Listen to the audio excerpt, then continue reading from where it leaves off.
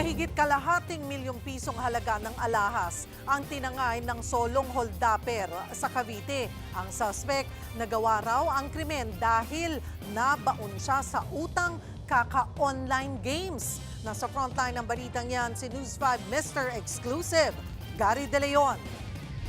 Sa kuha ng CCTV, makikita ang lalaking naka-helmet.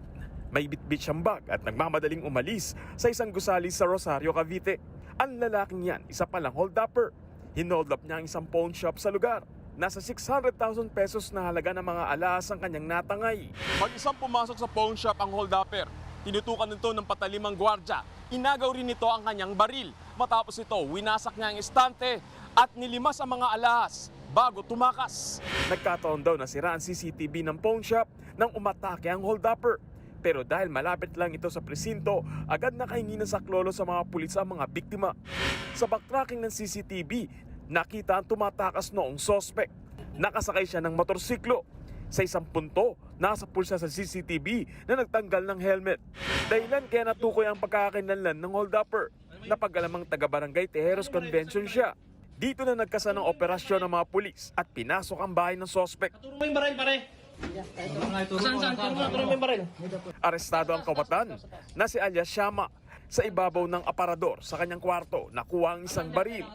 Kwento ng suspect, nagawa niyang mang-hold up dahil sa pagkalubog sa utang at paulit-ulit na pagbabanta ng mga online lending companies. Naging desperado siya kasi talagang baon na daw siya sa utang. Yung cost nung pagkakabaon niya and hindi ko rin maano pero may related din sa mga online games.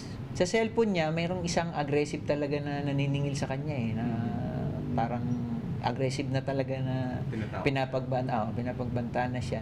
Nabawi naman sa suspect ang mga ninakaw na alahas, pati ang motor na ginamit niya para tumakas.